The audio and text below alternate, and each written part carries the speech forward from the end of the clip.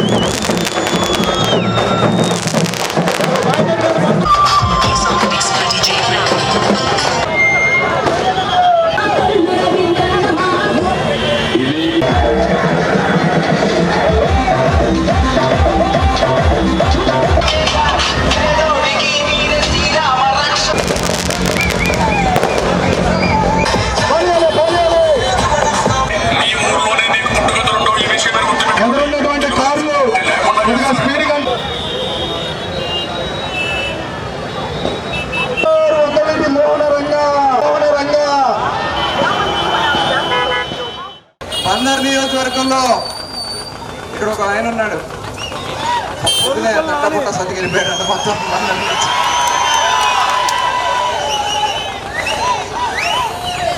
అధికారం ఉంది కదా అని వెళ్ళవీగితే ఎలా ఉంటుందో చూపించారు. ఇవాళ రకరకాలుగా చంద్రబాబు నాయుడు గారిని, పవన్ కళ్యాణ్ గారిని అయితే వ్యక్తిగత జీవితం గురించి కూడా చాలా వ్యంగ్యంగా మాట్లాడారు. నిజంగా చెప్పు చెప్పంటే ఎలా ఉంటుందో చూపించినటువంటి ఘనత నిజంగా బందర్ నియోజకవర్గ ప్రజలు. 50,000 ఓట్ల మెజార్టీ హిస్టరీ, అటువంటి హిస్టరీ చేశారు మీరందరూ కూడా. మీకు ఈ సందర్భంగా చెప్తున్నా, ఈ విజయం మచిలీపట్నంలో ఉన్నటువంటి ప్రతి ఒక్క పౌరుడికి అంకితం చేస్తున్నాను కూడా ఈ సందర్భంగా. ఇది మీ విజయం, నా విజయం, అదే మన విజయం. మనందరం కూడా సమిష్టిగా పనిచేసుకున్నటువంటి విజయం. మీరు ఎన్ని ఆశలు అయితే పెట్టుకున్నారో ఖచ్చితంగా మరి బాలశౌరి గారు మరి వారు కూడా చాలా నిబద్ధత కలిగినటువంటి వ్యక్తి. ఆయన కూడా మరి ఈరోజు చాలా కార్యక్రమాలు చేసుకుని ముందుకు వస్తున్నారు. ఇవాళ ఒక శుభవార్త వచ్చింది. త్వరలోనే మనకి ఒక ఆయిల్ రిఫైనరీ భారతదేశంలో నిర్మాణం చేయడానికి 3 రాష్ట్రాలు పోటీ పడతా ఉన్నాయి. కానీ కేంద్ర ప్రభుత్వం ఆంధ్ర రాష్ట్రంలో మచిలీపట్నంలోనే కడతామని చెప్పి వాళ్ళు ముందుకు వస్తున్నారు. BPSCL కంపెనీ వాళ్ళు అది త్వరలోనే వాళ్ళు వచ్చి ఇక్కడ అంతా కూడా ఎస్టిమేట్ వేసుకుని వాళ్ళందరూ కూడా ఒక DPR తయారు చేసుకుని అనడం జరుగుతుంది. నేను ఖచ్చితంగా మీకు ఆ రోజు చెప్పాను, బందర చరిత్రలో రాబోయే 5 సంవత్సరాల సువర్ణ అక్షరాలతో లిఖించడం అనేది ఖచ్చితంగా నాకు వచ్చినటువంటి ప్రతి అవకాశం మీరు ఏ రకంగా అయితే నిలబెట్టారో ఇవాళ చంద్రబాబు నాయుడు గారు, పవన్ కళ్యాణ్ గారు కలిసి మన నియోజకవర్గానికి మంత్రి పదవి ఇచ్చారంటే నాకు కాదు, అది మన నియోజకవర్గానికి ఇచ్చారని కూడా ఈ సందర్భంగా తెలియజేస్తాను. నాకు వచ్చినటువంటి ప్రతి అవకాశం నేను కానీ, బాలసూర్ గారు కానీ, కొనకళ్ళ నారాయణ గారు కానీ, బండి రామకృష్ణ గారు కానీ మేమందరం కూడా కష్టపడి రాబోయే 5 సంవత్సరాలు బీజేపీ కూడా మన సపోర్ట్తో ఉంది కాబట్టి ఖచ్చితంగా మన అందరికీ ఒక సువర్ణాక్షరం లిఖించడం వస్తుంది. తప్పకుండా మనం అందరూ ఎన్నో కష్టాలు పడ్డాం, ఎన్నో ఇబ్బందులు పడ్డాం. దిలీప్ని అయితే ఇంటి పాలు కొడతాకి అనేక సార్లు మున్సిపాలిటీ వాళ్ళు బయలుదేరి వచ్చారు. వాళ్ళు ఖచ్చితంగా చెప్తున్న వాళ్ళ వల్ల ఏది కాదు, బందర్ని అభివృద్ధి చేసే సత్తా దమ్ము ఉన్నటువంటి పార్టీలో తెలుగుదేశం, జనసేన, భారతీయ జనతా పార్టీ అని మరొకసారి తెలియజేసుకుంటూ ఇటువంటి అపూర్వ విజయాన్ని ఇచ్చిన మీ అందరికీ కూడా ధన్యవాదాలు అమ్మా. మీకు ప్రత్యేకంగా ఆడబిడ్డలందరికీ కూడా శిరస్సు వచ్చి పాదాభివందనం చేస్తామన్న బందర్ నియోజకవర్గం.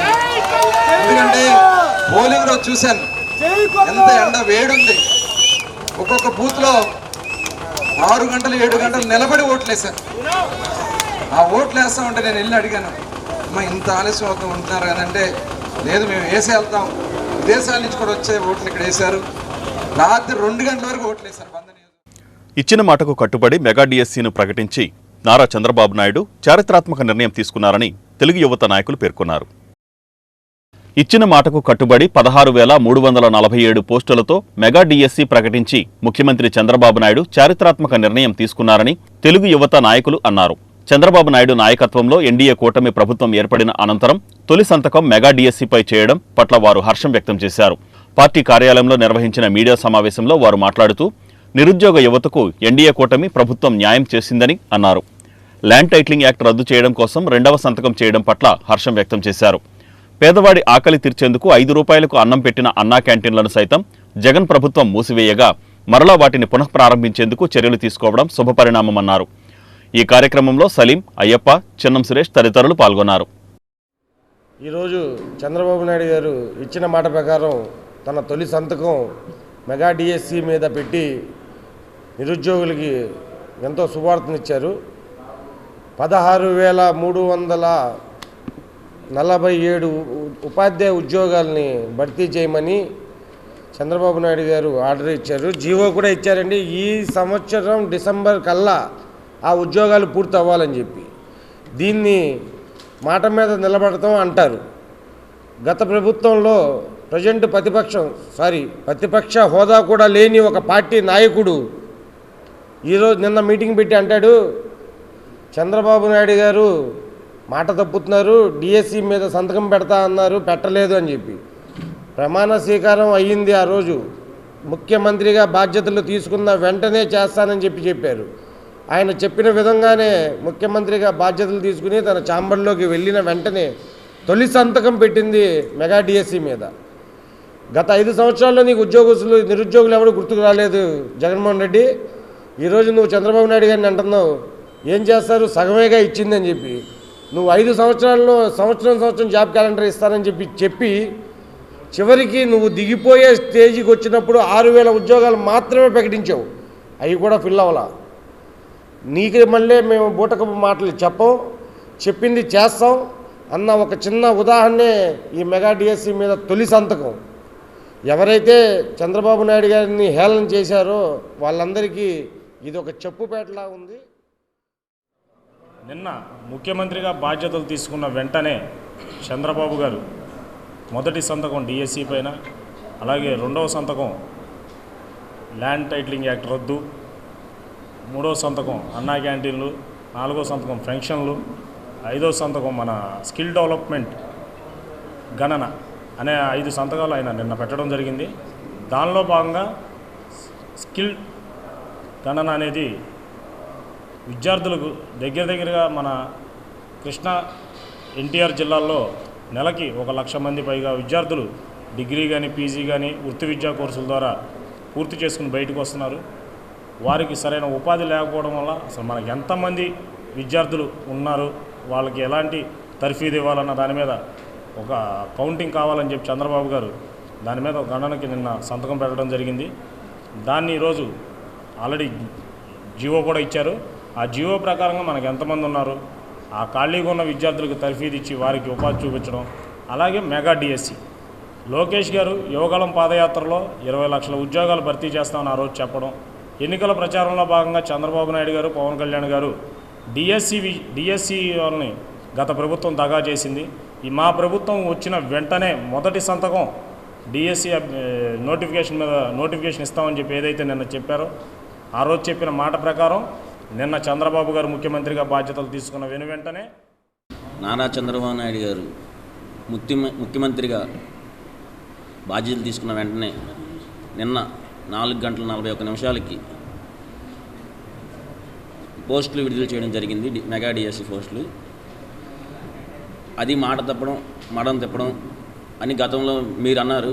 దానికి ఉదాహరణ నిన్న నారా చంద్రబాబు నాయుడు గారు నిరూపించారు. మేము మాట తప్పము, మడం తిప్పము, ఏదైతే హామీ ఇచ్చామో దాని ప్రకారమే మేము చేస్తాము అని. అలాగే తర్వాత ల్యాండ్ టైటిలింగ్ యాక్ట్ గురించి, స్కిల్ డెవలప్మెంట్ గురించి, అన్నా క్యాంటీన్ గురించి, మళ్ళీ ఫంక్షన్ల గురించి కూడా సంతకాలు సేకరించడం జరిగింది. అందరికీ నమస్కారం. ఈరోజు ఈ ప్రెస్ మీట్ పెట్టడం తెలుగు యువత మరియు టీఎన్ఎస్ఎఫ్ కలిపి పెట్టినందుకు.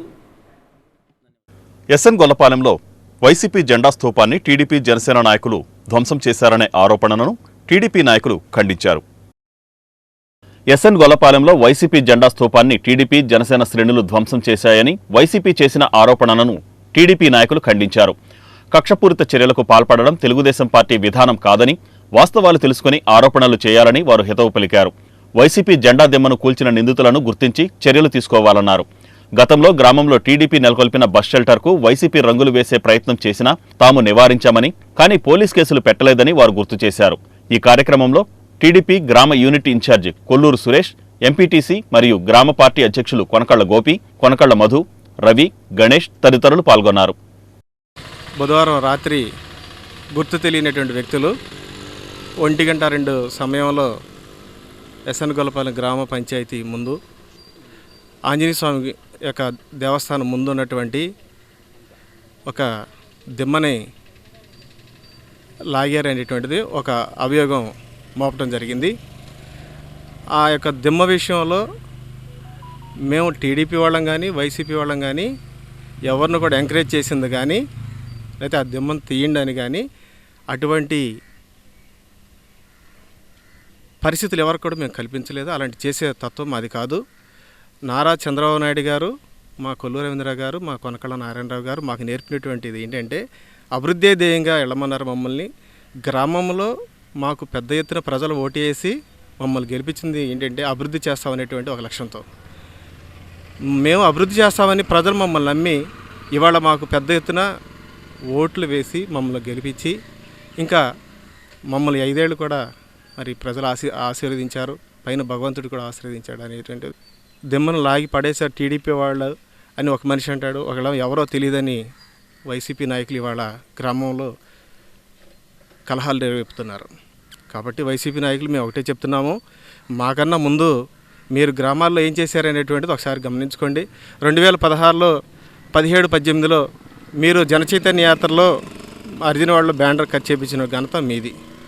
గత 9 నెలల క్రితం నాడు 20 సంవత్సరాల నుంచి ఉన్నటువంటి అటు చూపించండి 20 సంవత్సరాల నుంచి ఉన్నటువంటి మా పార్టీ దిమ్మకి మీరు రంగు మార్చడానికి ప్రయత్నం చేసి సగం రంగు వేశారు. ఒక ఆయన అంటాడు మీ పార్టీ దిమ్మ మీద మేము బ్లూ రంగు కూడా వేయలేదు, అసలు మేము చాలా చిత్తశుద్ధితో పనిచేసామంటున్నారు. ఏమండి అటు చూడండి, మా పార్టీ దిమ్మన 2 రంగులు ఎందుకు ఉందండి? ఒక రంగు మీరు కలిపింది కాదా, ఒక రంగు మీరు వేశారు. తట్టుకోలేక పసుపు రంగు చూసి మీరు తట్టుకోలేక వేరే కలర్ కూడా మీరు వేశారు. అయినా మేము ఏ రోజు కూడా గొడవలకు కానీ ఇంత కంప్లైంట్ కూడా మేము ఎక్కడా చేయలే. దయచేసి మీరు ఎవరో చేసిన దానికి, ఎవరో కుర్రాళ్ళు ఎవరో బయట ఎక్కడెవరో చేసిన దానికి అది పార్టీకి ఆపాదించొద్దండి. దయచేసి మేము శాంతియుతంగా ఉన్నాము. అది టీడీపీ కార్యకర్తలు, జనసేన కార్యకర్తలే చేశారనే అభియోగాన్ని నిన్న మీడియా ముందు తెలియపరిచారు. అసలు ఈ దిమ్మకి టీడీపీ కార్యకర్తలకి, జనసేన కార్యకర్తలకి ఎటువంటి సంబంధం లేదు. ఒకవేళ ఇటువంటి సంబంధం ఉన్న వ్యక్తులు ఎవరైనా ఉంటే అతన్ని అరెస్ట్ చేసి పోలీసులకు అప్పచెప్పాల్సిందిగా మేమే కోరుతున్నాం. అలాంటి సంఘటనలు మేము ప్రోత్సహించము. దయచేసి మీరు ఇలాంటి విషయాలను మీరు తెలుగుదేశం పార్టీ కార్యకర్తల మీద, జనసేన బీజేపీ కార్యకర్తల మీద ఆపాదించడం కరెక్ట్ కాదు. ఏంటి తప్పు ఎవరు చేసినా తప్పే. అలాంటి తప్పులను మేము వెనకేసుకొచ్చి మా పార్టీ తరఫున ఇచ్చేసే అవకాశం మేము ఇవ్వం. దయచేసి మన గ్రామ అభివృద్ధికి, మన గ్రామానికి ఏం తీసుకురావాలి, ఎలా డెవలప్ చేయాలనేదే మేము చూసుకుంటాం. కానీ అలాంటి విధ్వంసాలు చేయమని ప్రోత్సహించే తత్వం మా పార్టీకి లేదు. దయచేసి ఎలాంటి అపాండాలు మానుకోండి. అండ్ ఈ సంఘటనకి తెలుగుదేశం పార్టీ కార్యకర్తలకి, జనసేన పార్టీ కార్యకర్తలకి ఎటువంటి సంబంధం లేదు. ఒకవేళ ఎటువంటి సంబంధం వ్యక్తులు ఎవరైనా ఉంటే పోలీసులు చర్యలు తీసుకుంటారో ఆ చర్యలు ఎలా తీసుకున్నా కూడా మాకు ఎలాంటి అభ్యంతరం లేదు. ఈ విషయాన్ని మేము కూడా తీవ్రంగా ఖండిస్తున్నాం. అలాంటివి జరుగుంటే దెమ్మలు ఏం పగలగొడితే అలా ఉండవు, ఉట్టిదే అన్ని అబద్ధాలు వాళ్ళే చేయించి తెలుగుదేశం మీద, జనసేన మీద తోస్తున్నారు. దీన్ని మేము ఖండిస్తున్నాం. నిజంగా మా వాళ్ళు చేసింటే మేము ఒప్పుకోం. అది చేయలేదు, కావాలని క్రియేట్ చేశారు. ఇదండి అంతే. ఆధ్యాత్మిక మార్గంలో పయనిస్తే వ్యక్తిత్వం వికసిస్తుందని అవనిగడ్డ ఎమ్మెల్యే మండలి బుద్ధప్రసాద్ అన్నారు. ఆధ్యాత్మిక మార్గంలో పయనిస్తే వ్యక్తిత్వం వికసిస్తుందని అవనిగడ్డ ఎమ్మెల్యే మండలి బుద్ధప్రసాద్ అన్నారు. చల్లపల్లి మండలం పాగోలులో అచలాచల నిర్భయానంద స్వామి ఆశ్రమంలో నిర్భయానంద ద్వితీయ ఆరాధనా మహోత్సవం ఘనంగా నిర్వహించారు. ఆశ్రమ నిర్మాత మేకా బంగారుబాబు ఆధ్వర్యంలో కార్యక్రమం ఏర్పాటు చేయగా నిర్భయానంద అధిష్టానాన్ని బుద్ధప్రసాద్, శ్రీశైలం సచ్చిదానంద అవధూత మౌనస్వామి పీఠాధిపతి రుద్రశివస్వామి, సేవాశ్రమం కార్యదర్శి కె శ్రీనివాసమూర్తి దర్శించుకొని పూజలు చేశారు. పాయకారావుపేట శాసనసభ్యురాలు వంగలపూడి అనితకు హోంశాఖ కేటాయించడం పట్ల జిల్లా తెలుగు మహిళా అధ్యక్షురాలు తలసిల స్వర్ణలత హర్షం వ్యక్తం చేశారు. పాయకారావుపేట శాసనసభ్యురాలు వంగలపూడి అనితకు హోంశాఖ కేటాయించడం పట్ల జిల్లా తెలుగు మహిళా అధ్యక్షురాలు తలసిల స్వర్ణలత హర్షం వ్యక్తం చేశారు. ప్రతిపక్షంలో ఒక రాష్ట్ర తెలుగు మహిళా అధ్యక్షురాలుగా అనేక మంది మహిళలపై అత్యాచారాలు జరిగినప్పుడు మహిళా కమిటీలతో కూడా పోరాటం చేయించిన వీరవనిత అనితకు హోంశాఖ కేటాయించడం పట్ల జిల్లా తెలుగు మహిళా అధ్యక్షురాలు తలసిల స్వర్ణలత హర్షం వ్యక్తం చేశారు. పోలీసు వ్యవస్థ అంటే ప్రజలకు న్యాయం జరుగుతోందనే నమ్మకాన్ని కల్పించే దిశగా ఆమె పనిచేస్తారని, మహిళలందరికీ దిక్సూచిగా పనిచేస్తారని ఆమెకు హోంశాఖ ఇచ్చినందుకు ముఖ్యమంత్రి చంద్రబాబు నాయుడికి ఆమె కృతజ్ఞతలు తెలిపారు. ఈరోజు చాలా సంతోషంగా ఉంది.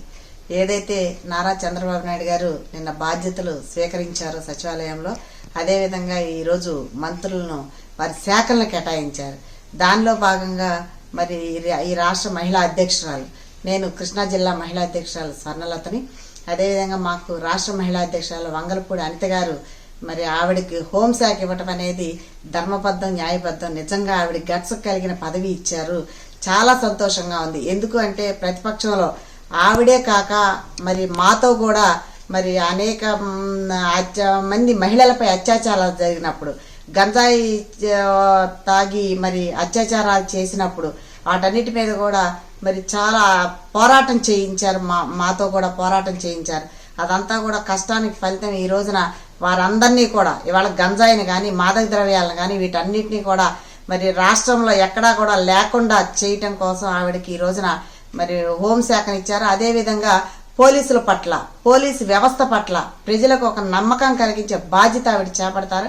ఆవిడ వంగలపూడి అనిత గారికి మా మహిళా కమిటీ తరపున మరి మేమందరం కూడా చాలా సంతోషంగా, ఆనందంగా ఉన్నాం. ఎందుకంటే లోకేష్ బాబు గారు కష్టపడిన మహిళలందరికీ కూడా న్యాయం చేస్తున్నారనే తార్కాణానికి ఇప్పుడు ఈవిడికి ఇచ్చిన హోంశాఖే మరి తార్కాణం అని మేము చెప్తున్నాము. అందరికీ కూడా మరి ఇలాగే న్యాయం చేస్తారు లోకేష్ బాబు గారు. మహిళలు ఏ విధంగా పనిచేశారో ఈ రాష్ట్రాన్ని అధికారంలో తీసుకురావడానికి గుర్తించారని చాలా.